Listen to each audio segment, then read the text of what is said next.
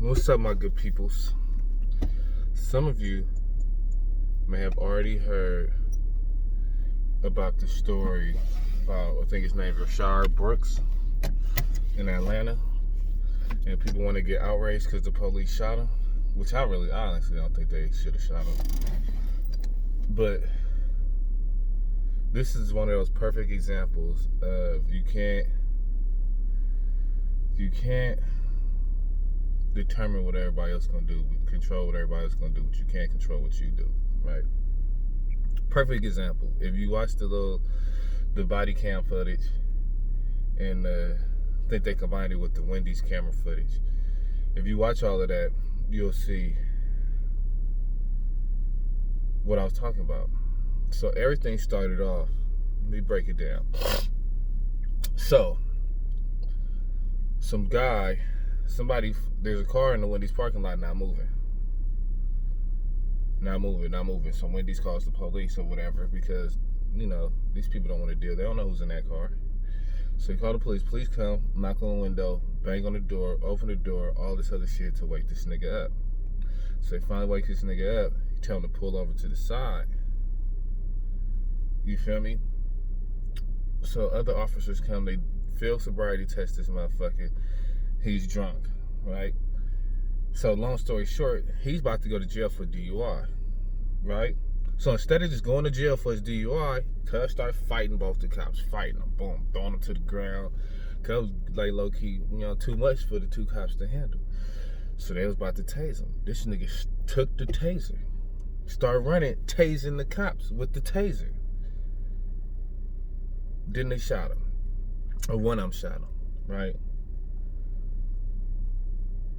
Honestly, I don't think they should have shot him. If you don't catch a nigga today, catch him tomorrow. You feel me? Whatever. I don't think this was because of racism, because they were not rude and disorderly to him. You feel me? None of that shit. At the same token, if cuz would have just, bruh, you was drunk, my nigga. You was drunk. Go do your little time for your DUI, just like I had to do twice, my nigga. Twice. Before I was even old enough to drink. 2 DUIs. Did I fucking fight the cops them on the ground and fucking start tasing them and shit? Nah, bruh. I went, did my little bids. My nigga, you get out. You do your little classes, my nigga. You feel me? Like, come on, bruh. Like, you dying because you didn't want to go to jail for fucking DUI, my nigga?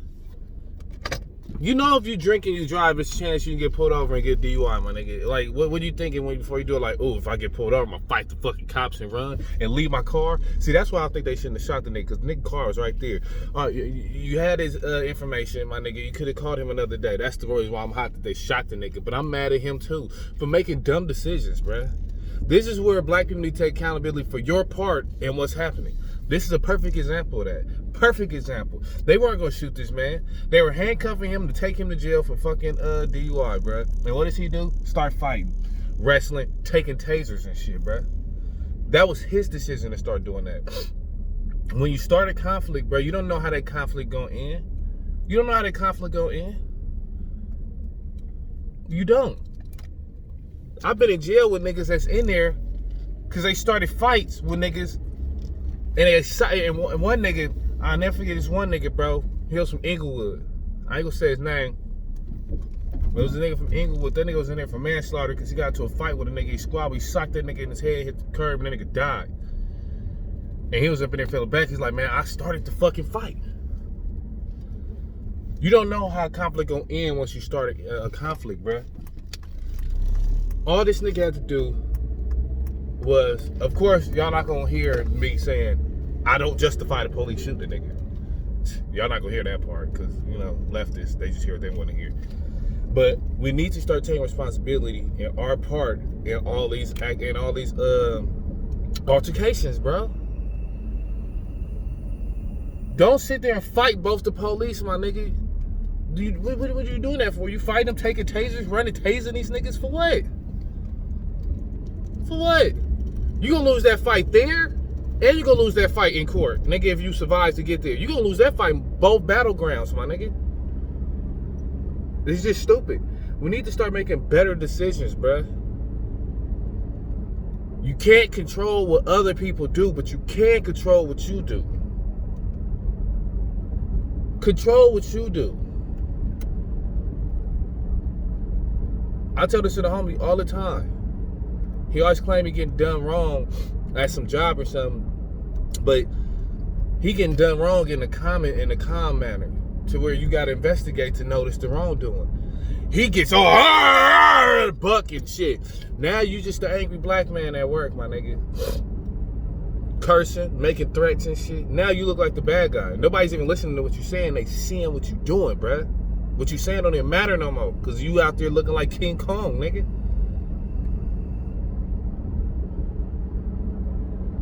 Fight the fight the way it's supposed to be fought. We need to make better decisions as a people, bruh. For real. Why? I'm telling you, teach your kids. Stop teaching your kids to be afraid of cops. Stop teaching your kids all this bullshit, bro. Teach your kids how to be respectable human beings, and I guarantee you things will go well for them, bro. On hood, they will go well for them. Because now I'm not condoning no police killings or none of that shit, but on my life, bro, the common denominator, and 9 out of 10 of these motherfuckers, probably more than that, real shit. If you find some where this is not the common denominator, they're gonna be anecdotal, guarantee, if we compare it to the bigger picture. The common denominator is these people were involved in some type of criminal activity. I'm not justifying the police killing motherfuckers, because as Americans in general, police out here kill people at a disproportionate rate than other countries. And I'm talking about other countries that are built like ours, not countries with 5 million people like other people. So I'm not going to compare our country to countries that have 5 million people and shit. But this country disproportionately shoots and kills and arrests people at a disproportionate rate than other countries, right?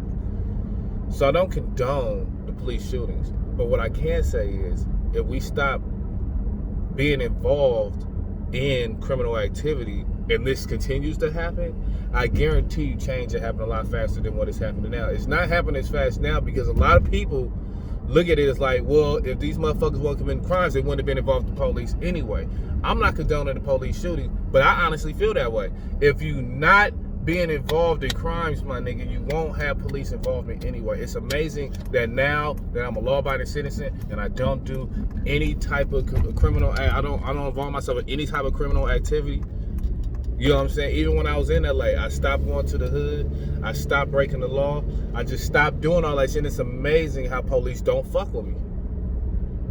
If I get pulled over, they tell me what I was doing wrong. They let me off with a warning, or I get a little punk ass ticket. I go, I pay my little ticket because everything is cool. My nigga, like, real shit, bro. Like, I'm not falling to the narrative, because I see it from both sides now. When I was gangbanging and looking like and dressing like a thug, I got fucked with like a thug. Even when they fucked me when I wasn't doing nothing, now I see, like, they had a right, because I was always doing something wrong. Just because they caught me in between crimes don't mean nothing, bruh. Shit. And even then, they wasn't abusing me and shit. It was, what the fuck are you doing? You look like you up to something. And guess what? 9 times out of 10, I was.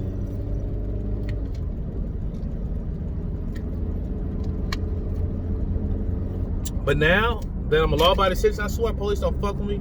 None of that shit. Don't involve yourself in criminal activity, and most likely you won't be involved with police officers. And guess what? If stories come out where the person wasn't involved with police activity, that person gets more sympathy and empathy from people, because it's like, whoa, that's fucked up. Most Americans know when something's fucked up, bro. Y'all think most Americans are fucking racist. I don't know why you think that. Look at the streets, nigga. There was more white people than black out there. Fucking Black Lives Matter. Black Lives Matter. But the whole fucking country is racist. That, I can't believe you still fall for that narrative after all of this. But whatever.